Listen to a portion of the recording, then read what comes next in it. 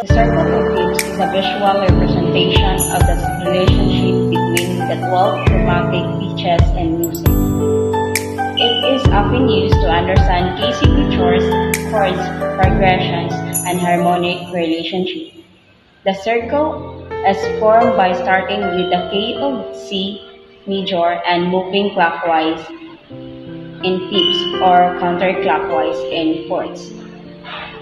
Here's a step-by-step explanation of how the circle of fifths is constructed. The first one is start with the key of C major at the top of the circle.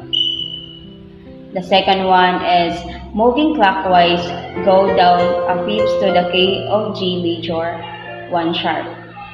Continue moving down fifths to the keys of D major or 2 sharps, A major, 3 sharps, E major, 4 sharps, and so on.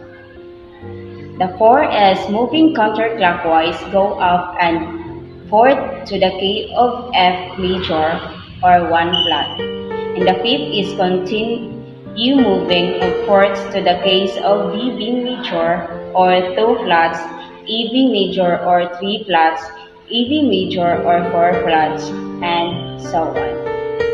The sixth one is the circle of fifths is completed when you return to the key of C major. So, the circle of fifths is a useful tool for musicians and composers because it helps to understand the relationships between different keys. It can also be used to determine the key signatures of a piece of music and to find related chords and progressions.